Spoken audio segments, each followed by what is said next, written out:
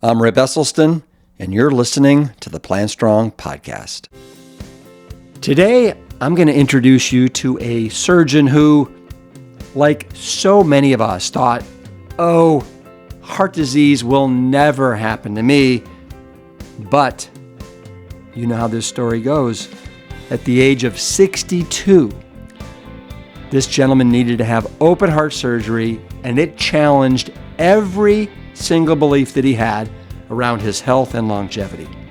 Today, Dr. Akil Taher is a Plant Strong marathoner, mountaineer, and cyclist who shares his journey with his patients and all of us in his book, Open Heart. We'll meet Dr. Taher right after this message from Plant Strong.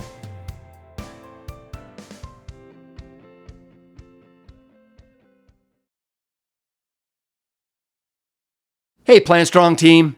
Tomorrow is the start of the 13th annual Plant Stock Weekend Celebration, and it's not too late for you to pull up a virtual front row seat to this year's Rockstar lineup.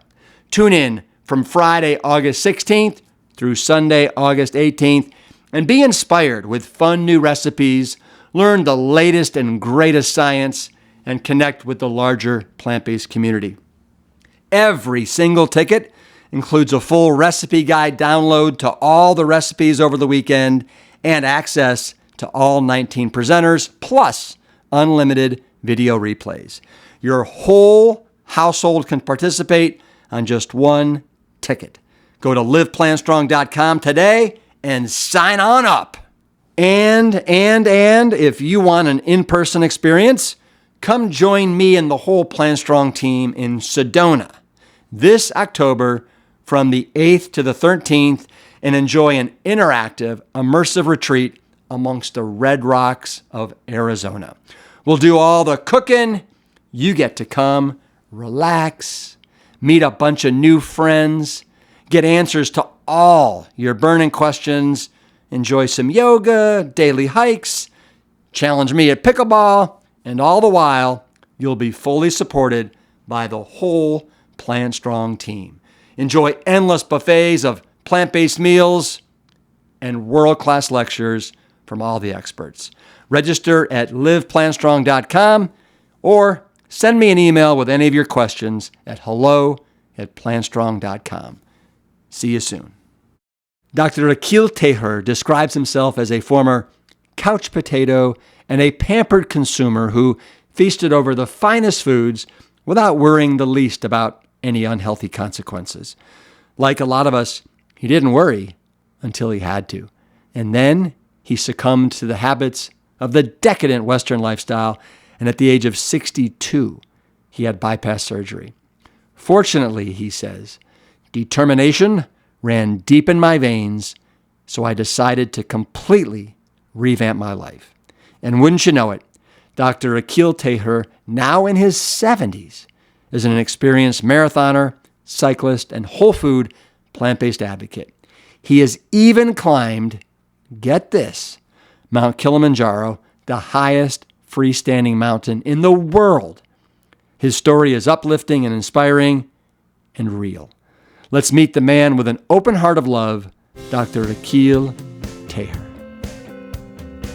Welcome to the Plant Strong podcast. Lovely and delighted to be here. Well, I am delighted to have you on, and I cannot wait to dive in and talk about you because you're spectacular. So you're not only a practicing medical doctor, you're an author, you're an explorer, you're an adventurer, you're a whole food, plant-based diet believer. Hallelujah. And you are an open heart bypass surgery survivor and an eternal optimist. I can't think of a better conversation. Great. Yes. Shoot. So why don't we start with, I'd love to know where did you grow up and when did you move over to the United States?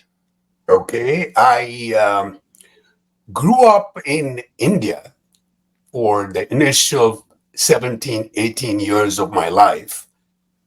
Then I moved on to the Middle East, Bahrain, And at that time, after finishing my medicine, I, along with my British, American, and Australian colleagues, we opened the first Gulf Medical School along with the American University of Beirut. And this was in the early 80s. After that, I came over to the US. And you know what? I came pretty late. Mm. I came in my 40s. So, Rip, I had to do a lot of catching up for the American dream, so to speak. Right. So I worked hard, long hours, paying very little attention to myself, health, family, friends. Mm. Until the age of 61, Rip, I created my own unhealthy lifestyle. See, I was born into a family that was meat-eating family. Back in the Middle East, it was a joint family. We used to get all the meat and everything that was unhealthy. Mm-hmm. Evenings were, the kitchen was closed, so we used to go and have shawarmas. The shawarmas, they cut the meat and give it to you. I come to America, and believe it or not, I started eating unhealthy from day one. I indulge into foods without worrying about what effect it would have on my health. And sometimes, Rip, I feel that I was addicted to get my daily high. Otherwise, I would not be able to survive. Yeah. Well, When you probably also didn't know any better. Is that correct? Absolutely, absolutely. Yeah. And so when I was not working hard or not eating what was in front of me, I was a complete couch potato. Mm-hmm. Absolutely did not know the meaning of exercise. And that is why the first generation of Indians that come to America do not know the meaning of exercise. So but explain that to me. Like, so the first generation of Indians that come to America don't know it. Is that because they're working, they're not exercising, or what is it? Why is that seed not in their brain? Because they have to prove themselves, number one. We have got 1.4 billion people. How many Olympic gold medals or silver medals do we get? Hardly, comparatively. We are not an exercising nation. Now it is different. Things are happening. But in my time, there was no exercise. I mean, people did not believe in that. You got to work hard, come back, eat, and go to sleep. Mm-hmm. And so, yeah. Well, this is. I'm finding this to be a fascinating subject. So you decided to come over to America in your 40s. It sounds like. Were your parents alive and still back in India? And were they super happy and proud of you for coming over to America? Or what were their thoughts? Yes, of course, they were very proud. Everybody wanted to be, but I spent 11 years, as I told you, in the Middle East, and then I came over here. They were very proud. My sister was here. My brother was here. So that was not a problem. But you know what, Rip, at that time I had a type A personality. Mm-hmm. It was either my way or the highway. And sometimes I believe that is how I succeeded in my life as a medical. I went on working hard. But my family history, my genetics, terrible. My brother died of aneurysm at the age of 52. My sister and my mother succumbed to heart disease at the age of 69. And my other living brother, who is 2 years older, has got pulmonary fibrosis. So, and I personally have a WPW syndrome. It sounds like a horror movie, but it's Wolff Parkinson White syndrome, which has got a conduction defect in my heart. And then just lately, about 2, 3 months back, I had to tell my cardiologist, why is my cholesterol not coming down? You got to do my LP little a. Mm-hmm. And my LP little a The normal is up to 60 or something, and mine was 361. LP little a, as you know, Rip, it's like cholesterol, bad cholesterol, But but it it is doesn't. Velcro. So it sticks prematurely on your coronaries. That's why I got a problem at the age of 56. I'm 76 now. And so that LP little a, that is a type of cholesterol that is primarily genetic, right? Is that something that you cannot alter too much with nutrition? Is that correct? Yes, absolutely. I need to get the shots, the Repatha shots, the cholesterol bursting shots, I have to take once a month till they come to a treatment. There are a lot of studies going on, but I don't know anything that has come out in the market so far. I've even been, 2 months back, I was in London and I met people where I was giving a talk, but they don't know either right now. Okay. And so if your LP little a was in the 300s, do you know what your total cholesterol was? Well, it's always very high, 260, 270, and with my plant-based diet. So I was wondering, and then I told my cardiologist, he said, no, you don't need to get it done. I said, but why not? And then I realized that so many of my patients, so many of my friends, not many, but I have friends and family who got LP little a high. I immediately told my son to get it. His is high, but very little. Right. So do you have what is called familial hypercholesterolemia? No. No. This is just a genetic come down of an LP little a. Now, again, I don't know because my father and grandfather and grandmother, they never got the blood checked. Yeah. Nobody really knows. Yeah.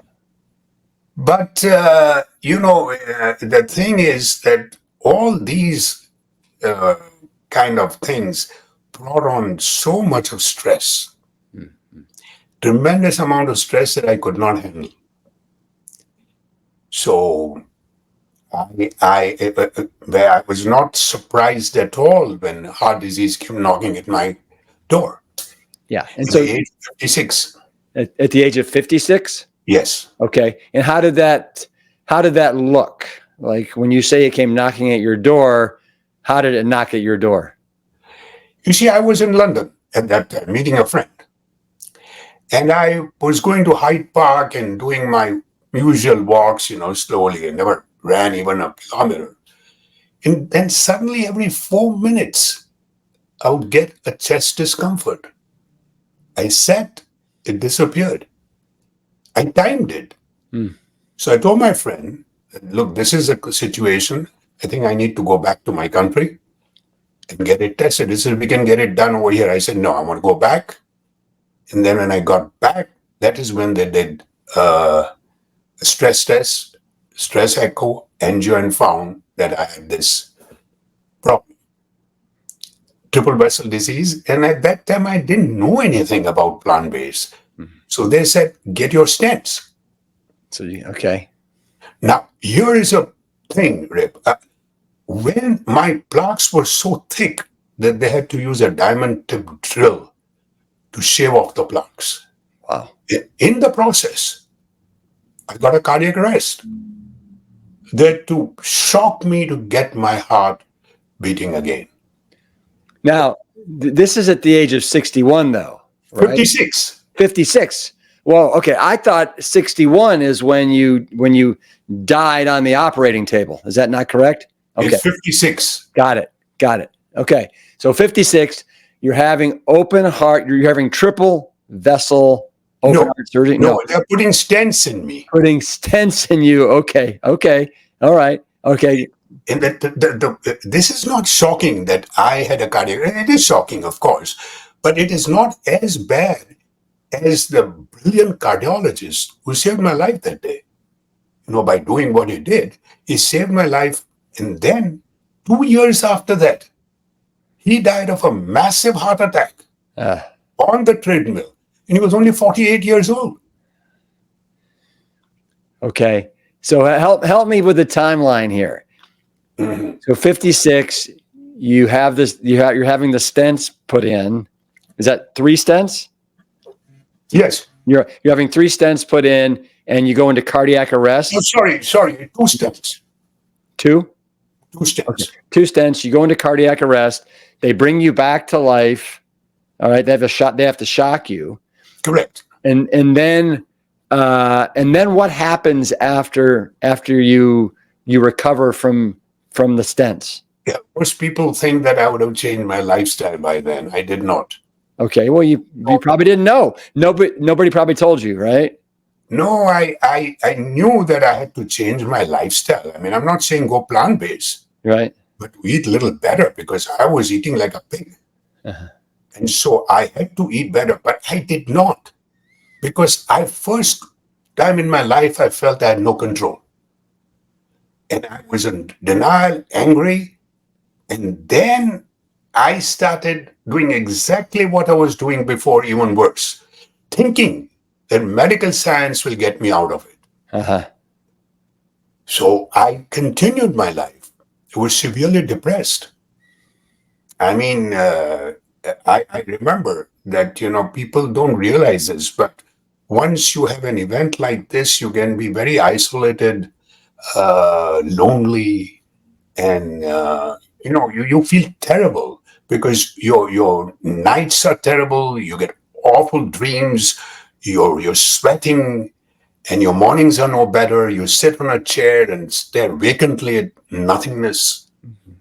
So all this happened. So those were the 5 worst years of my life. And I believe very strongly, Rip, that adversity can either be your best friend or your worst enemy. Mm-hmm. Right now, adversity was my worst enemy. So it did not surprise me. Yeah. My stance failed. Yeah. And Okay. so I went back. Okay. So your stents failed after what? 2 years? 5 years. After 5 years. So this is now when you're 61. Is that correct? Correct. And now are you what? Are you going in now for open heart surgery? Correct. Wow. I'm going in. Okay, go ahead. I'm going in for open heart surgery. And I don't know why I said this, but I told the nurses in the ICU that I would do a half marathon in a year's time if all went well. Now, till today, I don't know why I said that. Probably I believe that I had only 2 choices left. Either to continue my horrific way of life and wait for death, or to make a conscious decision to really change my life to live with purpose, passion, positivity, and not only survive, but thrive. Mm-hmm. So this was in my mind. So my recovery was remarkable. I was on the treadmill the 3rd day. It didn't take one single pain medication. Wow. Tell me this. So you had the open heart. So you have the zipper scar. Is that correct? Yes. And what did they do? Did they take the veins from your legs, or what did they do? I went and did a little research at that time, and I found that if they can do on a beating heart, it is better. Because people who get on a heart-lung machine, my own doctor friends and all that, so many of them have got this. They have a memory problem. Right. So I decided to get on a beating heart, which is not the thing to do, but it's better than the heart-lung machine. So I did my study and found about 15 doctors who do this. Now, on the same token, in India, they do it all the time. But that is because it's cheaper. You don't have to use those heart-lung machines. Here, there are only 15 good doctors who can do it. So I went to New Jersey to get it done. And what they did was take my radial artery and my internal memory arteries too, and grafted into my 3, the LAD, which is a widow maker. Now it should be called a widower maker too. Yeah. And that, my right circumflex and my circumflex and right coronary were also by the radial artery and the internal memory. So those vessels or arteries that they used are probably much better suited than vessels from your leg that typically, what I think I've read, 10 years. 51% fail within 2 years or something like that. And 10 years is maximum. Okay. And again, if we, like you and me, I mean, if I'd become a sports person, means my mind was thinking that I've got to do this. I've got to do a half marathon. And if I was supposed to be doing all that, I didn't want the saphenous veins to go, because then it would be a problem on my legs. Right on. Okay. So you on the third day after surgery, you're on the treadmill. And are you able to achieve your goal of running a half marathon within, was it half a year, you said? Yes, yes. And you know what? The pain of somebody cutting you open is horrendous. But it was, for me, the pain was, I shouldn't be using this word, but kind of pleasure compared to the 5 years of what I'd undergone. So when I told the nurses that I would do it, exactly 7 months, I started running. I started eating better, not plant-based. And I started doing meditation, yoga, sky breathing. So it's getting better. So I decided to take baby steps. Running to me became motion, it was meditation in motion for me. Yeah. I didn't like running with people. And somebody said, I don't know who it was, a classical road to self-consciousness, self-awareness is what running is. And to me, I fell in love. I said, this is great. Yeah. So small steps I took. 7 months later, my wife and I went to Nashville to do my first half marathon. Now, Rip, there was a dichotomy of fear and excitement. Yeah. We went one night early. I couldn't sleep. I couldn't sleep. 1 o'clock in the morning, I went, dozed off, and guess what? I kid you not, I've written in my book, I got a dream that I'm representing US in the Olympics. And they're putting the gold medal on me, and I'm trying to sing the national anthem, and it is totally out of tune. So there I am, and I caught up, in the next morning. It caught up, it sort of made me feel that I'm ready to go. I'm raring to go. Yeah. Yeah. And so it took me 4 hours. Yeah, 4 hours to do a half marathon, when my best timing later on comes to 2 hours and 15 minutes. Wow. 4 hours, but my bruised heart did not fail me. It carried me to the finishing line. Yeah. It's a fantastic story. I want to know, the 5 years that you said were very painful, you were kind of in a state of depression. How did your marriage survive during those 5 years? I think my wife, Nafisa, was very supportive. She understood what I was dealing with. She reprimanded me at times. She got mad at times, rightfully so now when I'm thinking about it. And she partnered me into things and made me feel that, look, all is not lost. We will get to this together. And so she's my rock. Yeah. She's my sanity. So you were able to get to the promised land together, weren't you? That's really good. And Yes. and I would imagine that if she is your rock, that she is also completely supportive and on board with the whole food, plant-based lifestyle. Yes? You see, she and my daughter went vegetarian and vegan 30 years back because of animal cruelty. They couldn't change me. I did it for health reasons. People do it for animal rights. Some do it for global warming. But I did it for that. So they were already on the right track. So it sounds to me like you almost had like a Scrooge experience here where your heart just kind of somehow opened up. And you say you had this transformational experience, right? At the age of 61.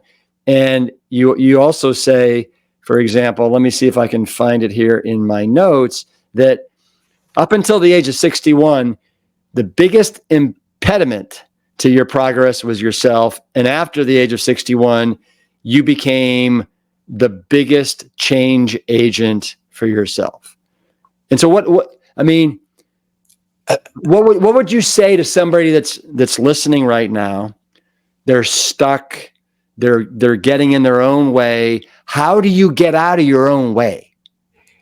You see, the trouble is, Rick, that even though I was making progress and I was doing this half marathons and all that, marathons, triathlons, but I was coming back tired. I would be in bed for 2 or 3 or 4 days. And my diverticulitis, remember, diverticulitis, when you have rupture, I have 2 ruptures. And so I've been admitted twice in the hospital. And the second time, a friend of mine, a surgeon, he says, Akil, if I don't take you and do surgery on you, you're going to die. You may not live. So that was my state. So when I did all this, my diverticulitis was better. But still, I would get attacks. So I was wondering why this constant tiredness, diverticulitis would come up, heartburns. And so I decided that there must be something that I'm not doing right. That's the time when I read your father's book, How to Prevent and Reverse Heart Disease. I met Dean Ornish and I talked to Neil Barnard. And the more I read, and T. Collins, of course, he wrote for my book also. The more I read, the more I realized there was something here. And so I wanted sort of to experiment or to try and heal the body without solely relying on medication and invasive surgery.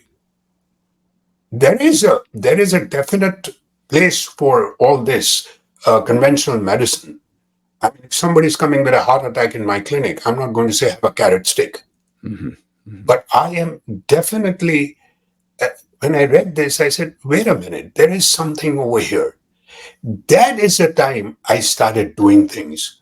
And you know what? This is the honest truth. I did my 100-kilometer bike ride when I was not a plant-based, total plant-based. And I did a 100-mile bike ride when I was 100% plant-based. My 100-kilometer bike ride, after that, huge piece of chicken, and I went to bed for 3 or 4 days. My 100-mile bike ride, which was in gale force winds, it was 26 degrees temperature in the morning. It took me 9.5 hours to do this at the age of 69. And so when I did this, I was going back to my hometown and I get a call from my office manager. We don't have a doctor tomorrow. So 9.5 hours, 6 hours of drive. And I said, don't worry, I'll be there. Yeah. And I was there 10 hours without batting an eye. Yeah. That is the thing about plant-based. Yeah. Well, it sounds like, you were able to recover, very, very low inflammatory response.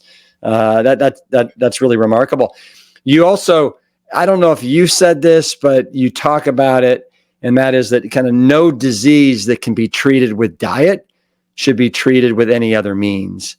Maimonides, the Greek philosopher, okay. He said that no disease that can be treated by diet should be treated by any other means. Yeah. Food can either fight disease or feed disease. Mm-hmm, mm-hmm. Well, and as we all know, everybody listening as well, that one of the major mistakes, I think, with the current medical practice is that it's not getting to the root causation of these diseases, right? It's just treating the symptoms.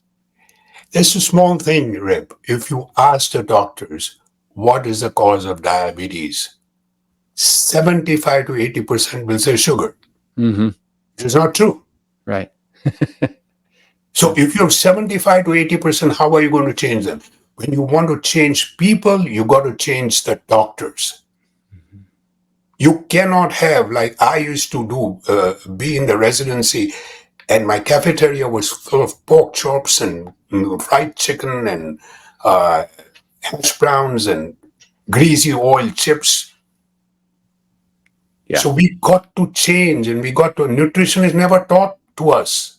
Zero. My son, who is a doctor, who is a hospitalist in Atlanta, how many did he have? 20 hours. Hmm. And is he, so you, what kind of physician are you? I'm a primary care family physician. I was boarded before in both family practice as well as pediatrics. So that is where I come from. And Yeah. now I do telemedicine, but I go twice or one weekend back to my clinic because I've known them for so many years. Yeah. And so these patients that you're seeing, what's the age range of the patients you see? From 6 to 7 years Okay. to 80, 85. Okay. I love it. I love it. So the whole spectrum. How many of your patients are you proselytizing about whole food plant-based nutrition as the prescription for all that ails them? Practically all. I'll tell you the reason being, I'm telling them that, but the moment they come around and say, look, I don't want this. There are a few who will say, I don't want this. I will face the consequences. You just give me a shot of an antibiotic or you give me antibiotics. Then my hands are tied. Mm-hmm. So because I've sold my clinic, so I'm working for somebody, but my patients are my patients. So I have to do certain things for the business angle to it. But no, I will never start off with something that I don't believe in. Yeah. Yeah. But I also have every month I do a doctor's corner, and I do all the chronic diseases. I've covered practically about 9, 10 so far. That's great. Is your son, what type of physician is he? He's a hospitalist. Okay, what does that mean exactly? Hospitalist meaning that he does not have to keep an office and overheads and all that. He works in the hospital. 1 week work, 1 week off. So he does all the acute thing. We come in with. So he's there. So he's kind of more like an emergency room physician? More or less, but their hospital is very. If I'm a family physician, I want to admit my patient to the hospital. Nowadays, we don't do that. We used to do it before. We used to come home at 8 o'clock, 9 o'clock after taking rounds in the hospital. Now we just send it to the hospitalist. He looks after your patient. When he's better, he sends the patient back to us. So let me ask you this. How old are you today? 76. 76. So looking back on your life, if you could do it over again, would you be a doctor again? Yes. But I would rather be a talk show host. Yeah.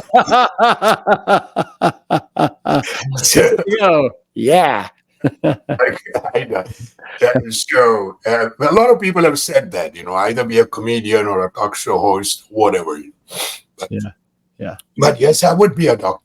One thing can I mention, Rip, a little bit out of the way? Please. I've known earlier and understood everything earlier of what I know today and understand today about plant-based. I may not have gone for stents or surgery. Yeah. I would have gone to your Cleveland clinic, to your dad. Mm-hmm.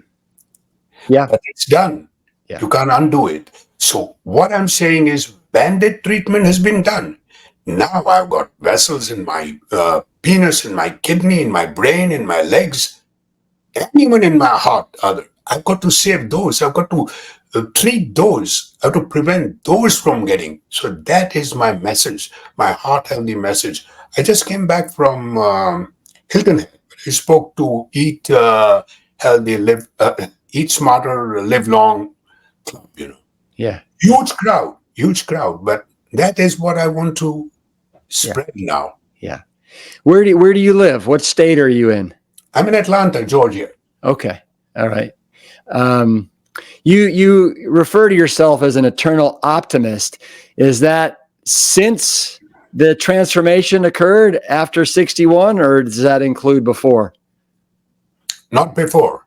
Okay. Not before. I sort of said that my genetics are bad, my eating habits are bad, so I'm going to land up into some kind of a problem.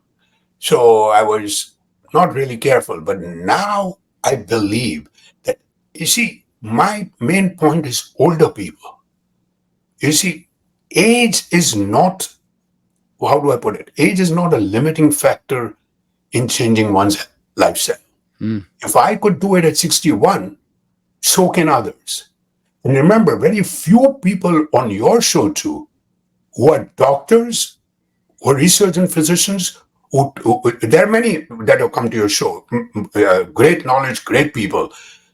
But then I am a heart disease survivor too. So I've been in their shoes. I know what they're going through. I'm empathy towards them. And finally, you don't find many doctors who turn into septuagenarian athletes at the age of 61. Yeah. Yeah. Well, I think the nice takeaway there is that it's never too late to turn your health around. Doesn't matter if you're in your 60s, 70s, 80s, or even 90s, right? You can always benefit from it. I'd love to talk about you going from couch potato to kind of adventurer and an explorer. So you talked about how you did the half marathon, you did a 60K cycling event, you did a 100-mile cycling event, you've done triathlons, you've done skydiving, you've done hang gliding, scuba diving, whitewater rafting, mud racing. Were you making up for lost time? I get very easily bored with one thing, Rip. So I'm looking at new challenges. So I decided to do, even though I did a triathlon when I did not know how to really ride a road bike. Wow. And there is a sense that you learn to do a road bike. It's a zero this thing when you are absolutely a stop. You have to fall when you're learning. Yeah. Those clip pedals, because you cannot take those shoe off in time. Yeah. So I had so many falls. But then what? You know what? I learned how to fall. So not to get hurt. Yeah. Yeah. So I did that. And then, there are remarkable stories. I mean, there are so many nice stories that I have. See, because my book is adventure and full of fun too. And there are moments where, like the triathlon, when I first did a triathlon, I'm very scared of cold waters. I cannot stand cold water. So I did it in Lake Lanier over here. So to get ready to do a Lake Lanier triathlon, I bought myself a whole body wetsuit online. Yeah. Yeah. Okay. But like an idiot, I did not read the instructions. So I put it on when the instructions clearly mention that you put body glide on your wrist, on your ankles, your feet, and your legs, and around your shoulders so that you can easily take it off and put it on. Yeah. So I didn't do that. So it took me hours to put it on. But I could not take it off no matter how hard I tried. So I sat on the bed and I pulled it down to my waist, but I couldn't get it lower part of my body. Now I swallowed my pride and I called my wife. I said, "Can you help me, please?" She had one look at me and started laughing. After she finished laughing, she says, "Okay, sit on the floor." I sat on the floor. And she took both the rubber leggings and tried to take the suit off my body. But she did not. All she managed was pull me all around the house. You were a good broom. Yeah, and then she immediately says, "Wait, I got an idea." And when my wife says, "I got an idea," you better be careful. Okay. She goes in the kitchen and gets a pair of scissors. Oh, no. Oh, no. She cuts those expensive wetsuit, the outer rubber leggings, 5 inches or so in each side. Now she gets a better grip. And she pulls it out of me with a lot of hair and everything going. And then we had fun doing that. After that, we laughed around it. But that is thing. But there were random act of kindness too, Rip. Mm. The Boston Marathon, which I did after the the bombing of the thing. I think it was 2013 they bombed, Yeah. and I did it on 2014. And I raised money for them. Even the Chicago Marathon, I raised 10,000 for the American Heart Society, single-handedly. So when I was over there, you see, it was pretty cold in Boston. So you wear a knit toboggan. So I wore that. And then it started getting hot. So I discarded it. So now it was getting so hot.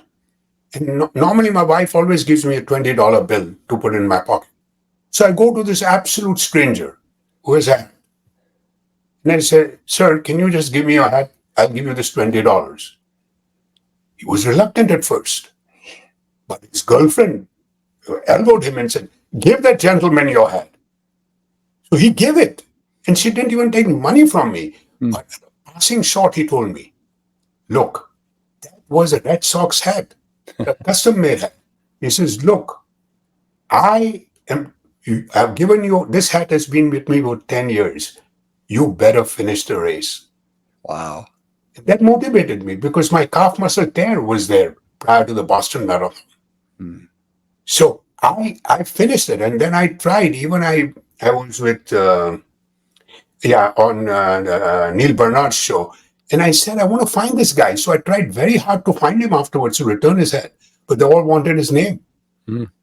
I hope he gets to hear this. Right. I still got the hat with me. Now, in addition to doing the Boston Marathon in 2014 and the Chicago Marathon in 2011, you also did the Mumbai Marathon in 2016. And what were you thinking when you went over to India to do that marathon? You know what? It was the most difficult marathon I've ever done. Why? Because you got potholes. So you're not running looking straight, you're running looking down. Number one. Number two, there are not enough restrooms.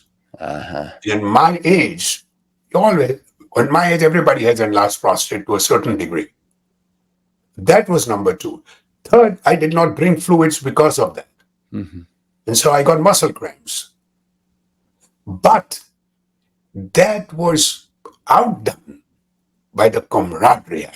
Yeah. People singing in unison. People calling me uncle. People, when you're running a race, you've got to do your time. I'm not doing for time. So when you go to get your water, this young man, he turns around and says, sir, you drink first. I said, you're crazy. You got to run fast. Go ahead. He said, no, you drink first. That kind of a camaraderie you can't. Yeah. Were there a lot of people that did that marathon? Oh boy. I think it was close to 25,000 or 30,000. Wow. Yeah. The Boston had about 37,000, the highest number. Yeah. In 2014. Yeah. Was it hot in Mumbai when you did it? Yes. Yeah. And it was muggy and hot. It was fun. And by the way, I just did my 5K 2 weeks back for the Pride Run in Atlanta. And apparently, I was the oldest guy in the 3,000 group. Wow. Good. I did stand first. And I bettered my time from 38 minutes to 36 minutes. So I'm happy. Yeah. Was your last marathon the Mumbai Marathon? Was that the last one? Good. Yes. Yeah. My last half marathon was for the American Association of Physicians from India in San Antonio. And you, in addition to running marathons, I want to read. Can you get one of your books and show people the cover of it? There you go. So I want to read what you have there. You say the transformational journey of a doctor who, after bypass surgery at 61, ran marathons and climbed mountains. So let's talk a little bit about climbing mountains. So one of the mountains that you decided to climb was, you did Kilimanjaro, right? How high is Kilimanjaro? Is it 19,000 plus, 19,330 to be very near to them. Yeah. And then the other mountain you climbed was how do you pronounce it? Kailash in Tibet.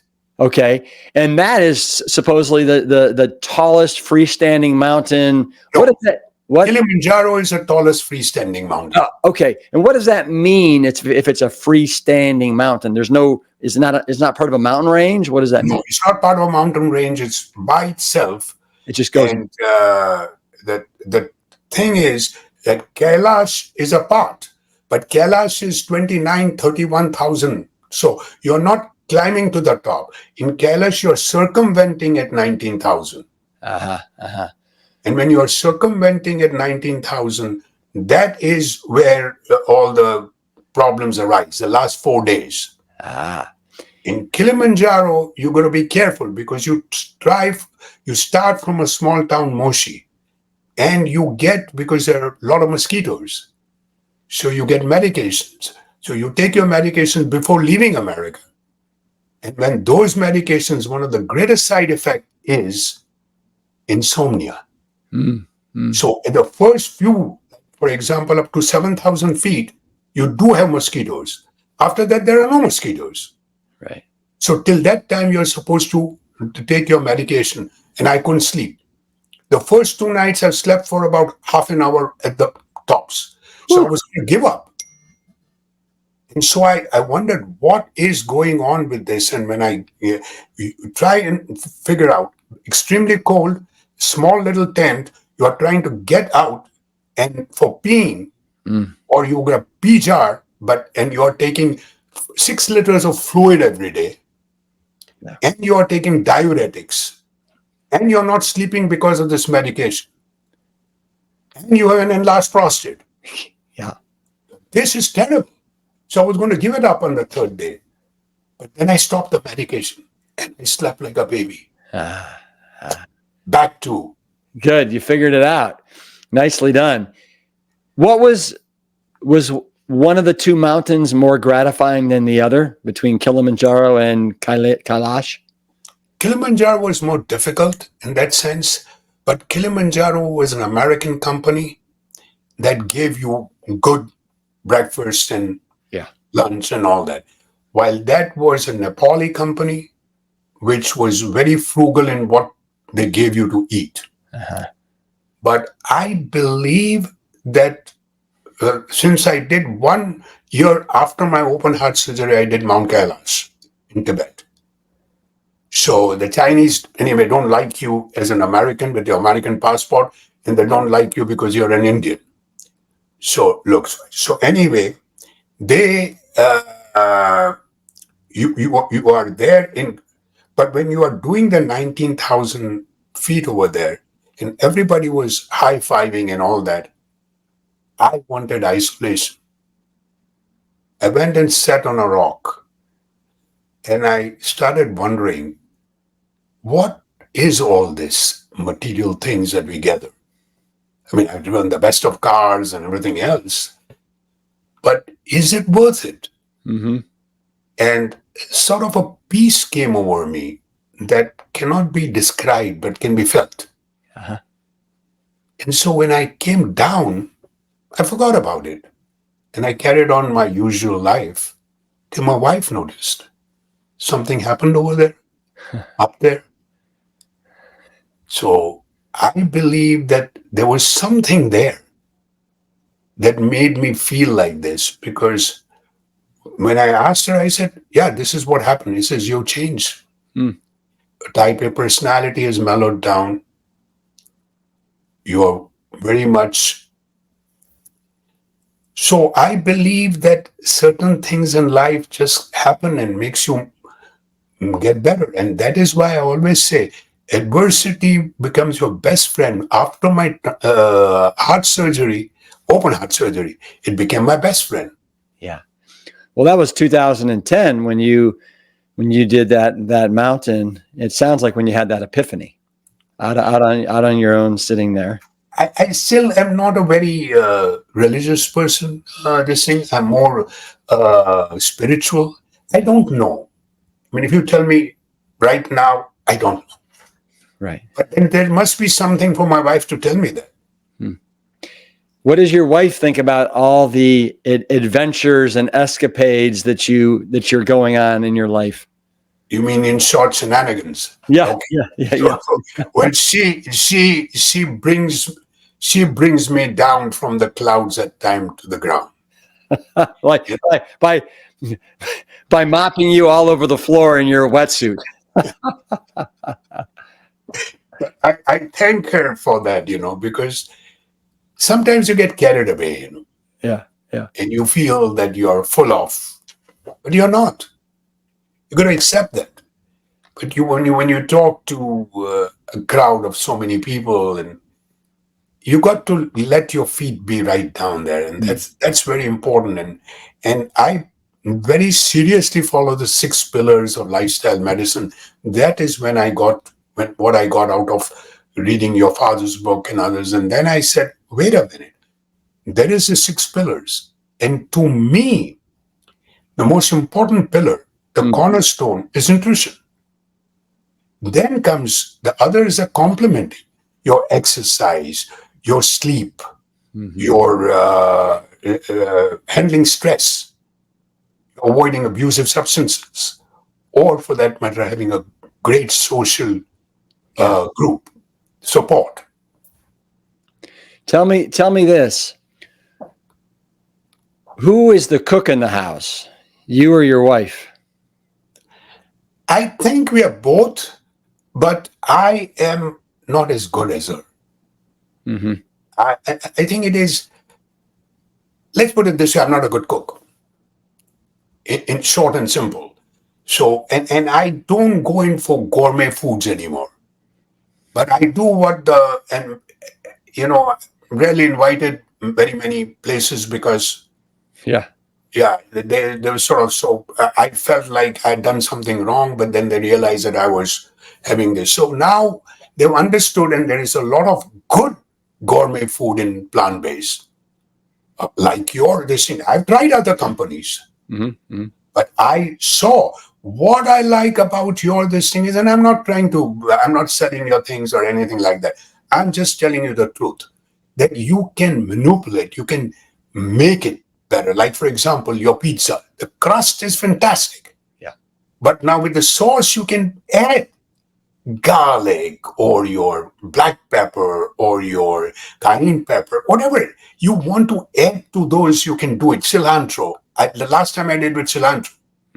And then put the basil over it and put every kind of vegetable. So that is my main thing. Your burgers. I don't like very much your mushroom burgers. A lot of people like it. I love your bean burgers. The black bean, yeah.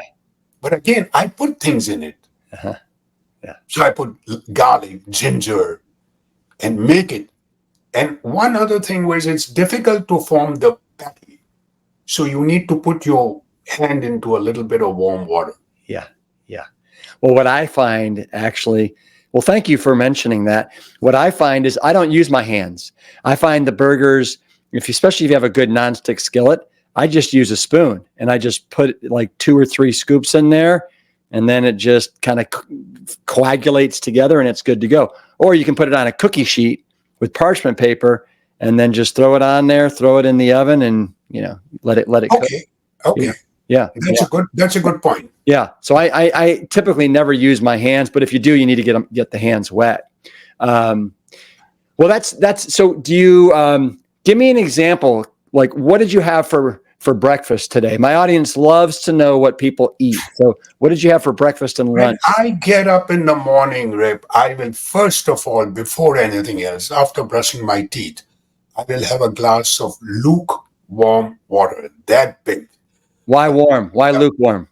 Yeah. Why lukewarm? I don't know. I somehow with ice water, I get an allergy. I get a throat irritation, and then I'm sneezing a lot. Okay. So I like that lukewarm because it helps in my bowel movements in the morning too. Got it. So I have that little apple cider vinegar.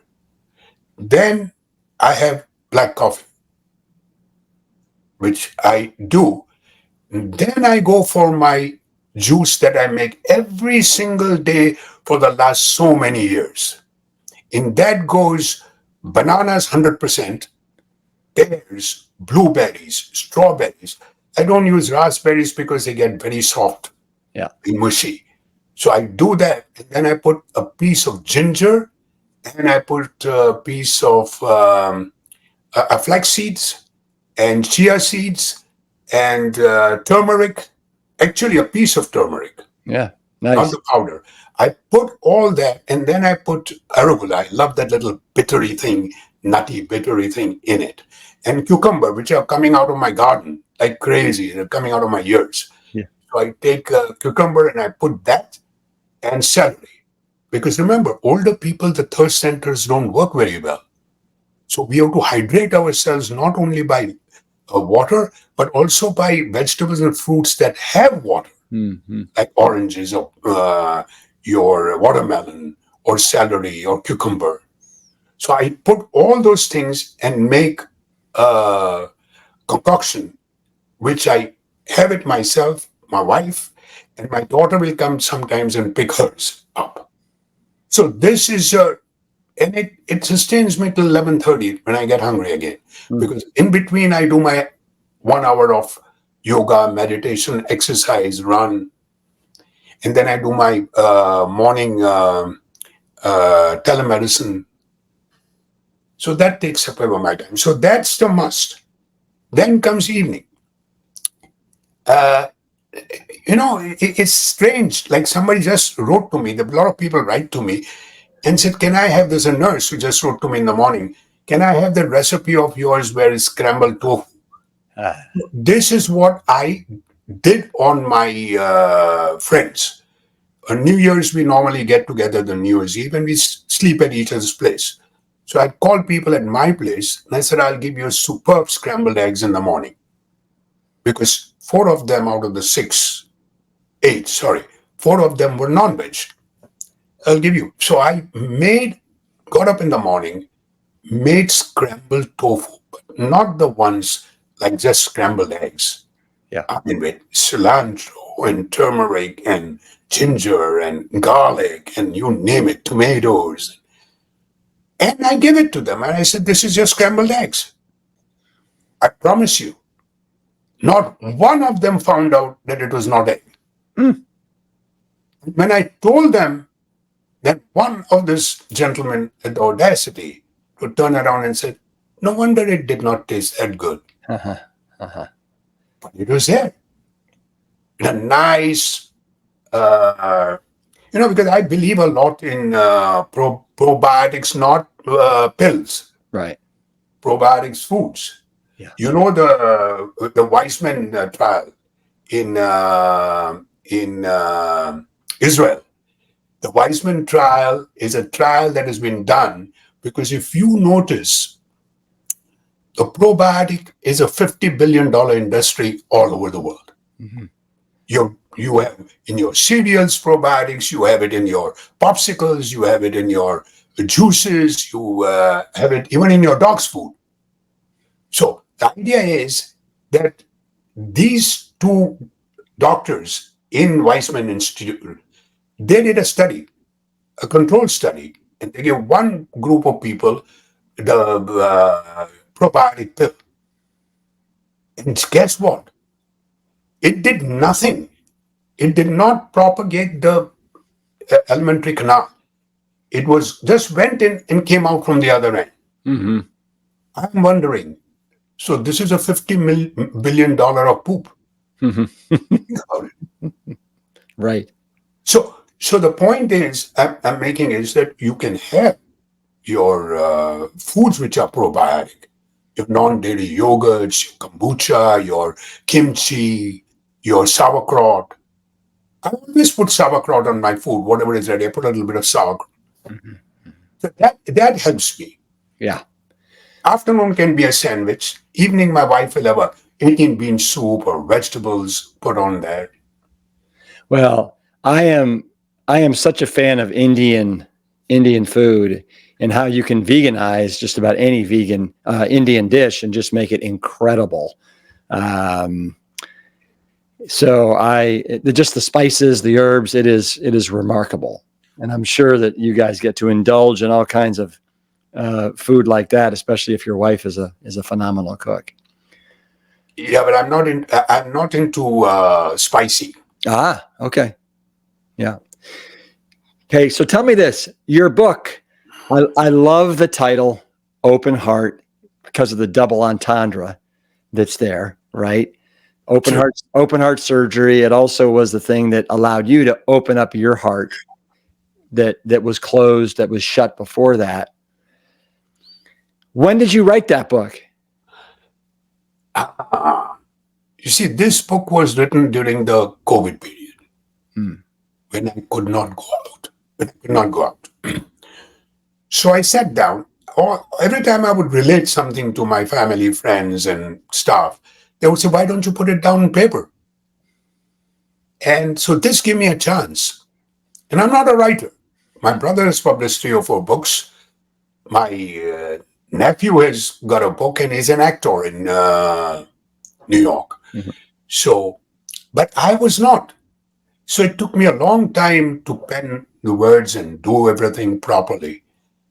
And why did I write this book? Because I wanted people to understand what can happen to an exhausted body with having multitude of health problems and how I overcame that with spirituality, yoga, etc. I also want people to learn from my mistakes so that they can take small steps to change their lifestyle and overall health. And again, in this book, my willingness to be open and transparent, I've been completely open so that readers can be open and transparent. So that they can come to their demons and come to their logical conclusions to their problems. How hard was it for you to be completely open and vulnerable and lay it all out there? My editor, the first thing I wrote, my editor said, "We can't print this. This is too much." So I had to bring it down. So, but I wanted to be open. Right.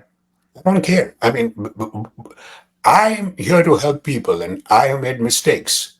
So we learn from this, get better, and that is my legacy.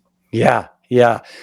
Well, as you say, you're now 76 years old and you're living a life of purpose, of peace and contentment. And I just by looking at you over the course of the last hour that we've been talking, it's very, very apparent to me that you're very comfortable in your own skin. You don't take yourself too seriously. You have a wonderful sense of humor. You've got a little bit of a sparkle in your eye. And I think that's as much as anybody can hope for, because way too many people, they're not comfortable in their own skin. They don't have a sense of humor, and they haven't found that peace and contentment. So bravo to you. Especially self-deprecating humor.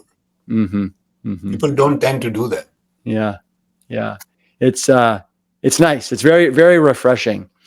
Well, I just want to let you know, Akil, how refreshing it has been to meet with you. I love your story, your journey, the transformation, how you've been able to open your heart. You're sharing this, it sounds like, with your patients, with your family, with just about anybody, and that's a wonderful thing. Is there any last words that you want to leave with the Plant Strong audience? Something, adventure can hurt you, but monotony will kill you. Now, adventure is a metaphor. What I'm saying is live outside your comfort zone. That does not mean climb mountains and run marathons. If you want to do that, go ahead. But It means taking up a new hobby, say like playing bridge or gardening, or say my wife who plays mahjong. So all these things you can incorporate living outside your comfort zone. Yeah. Have you played any pickleball yet? Not yet. No, I did, but it was way back, sometimes in Florida when I was there. But Yeah, yeah. I don't know. Got But it. I'm trying to learn things, and I'm always open to learn things. Yeah. But it's so nice. It was a pleasure being here. Oh, absolutely. Pleasure having you. Thank you. And I hope to see you in the not too distant future. All right. Absolutely. All right. Absolutely. All right. Take care, my friend. Before we go, I have one last question for you. What is the next adventure for Akil? I don't know this thing, but I'm trying to do a bike ride where I was. I lived in Gadsden, Alabama for 20 years. Yeah. Now I'm in Atlanta for 8 years. So there is a trail, a bike trail, Mm. the Silver Comet Trail. So from that end to this end, if I can do it with a few people, I'm not sure I'll be able to do it, but that is what is working in my mind right now. Yeah. Well, let me add to that. One of the things that I've done numerous times over the last 20 years is there's this movement where they take old railroad lines it's called rails to trails, and they turn them into bike trails, bike paths. And some of them are 200, 300, 400 miles long. So that's fun. And you typically do that with a group of 5 to 6 people. And we have somebody that meets us, every 60 miles, and we pull out the tents and the food and cook. It's a blast. Wow. Wow. Yeah. Getting a little bit old for that kind of mischievous fun. But I'm here. Come on. You're still in your 70s. You're a spring chicken. I know, compared to your dad and he's doing so well, Yeah. I feel that I'm a novice. But No. remember, he represented the country for rowing. That's right. That's right. That's right. That's when I thought of him when I saw this movie recently about the rowing team. Oh yeah, no, that was fantastic. The boys in the boat. What? Boys in the boat, yes. And then I told my wife, I said, "Look, Dr. Esselstyn Jr. did this way back." Yeah. Yeah. Then we both went on to Google to find out which year, what year. Yeah. Well, it's funny because the boys in the boat that took place in Germany in 1936, if I'm not mistaken. Yeah, when Hitler was there. And when Hitler was there, exactly. And my father was 1956, so it was 20 years later, and almost very similar as far as them coming back from what looked like imminent defeat to actually come back and win the gold medal against all odds. So pretty remarkable. I'm actually going to interview my father and the coxswain in just a couple weeks about their whole experience. Wow, I would love to listen. Getting to Melbourne and actually then coming back and winning the gold medal. Yeah, I can't wait to talk to him about it. Be great. Yeah. And I said it wrong. I phrased it wrong. You're not a spring chicken. You're a spring piece of baby kale. Is what you are. I call myself the new old kid on the block. Yeah, I like it. Hey, will you give me a virtual fist bump on the way out? Absolutely. Plant strong to Mr. Wise, Akil the Wise. Oh yeah. Thank you so much. Appreciate it. Thank you. Dr. Taher's book is called Open Heart, and I'll be sure to link up his website and how to purchase his book in today's show notes. He provides so many lessons today, all with love, mindfulness, and a contagious positive attitude. Akil is proof that it's never too late to make significant, lasting change, and that anyone, and I mean anyone, can go the distance with their health. Thanks so much for listening. Keep climbing those proverbial mountains, and always, always keep it plant strong. The Plant Strong podcast team includes Carrie Barrett, Lori Kordowich, and Amy Mackey. If you like what you hear, do us a favor and share the show with your friends and loved ones. You can always leave a 5-star rating and review on Apple Podcasts or Spotify. And while you're there, make sure to hit that follow button so that you never miss an episode. As always, this and every episode is dedicated to my parents, Dr. Caldwell B. Esselstyn Jr. and Ann Cryle Esselstyn. Thanks so much for listening.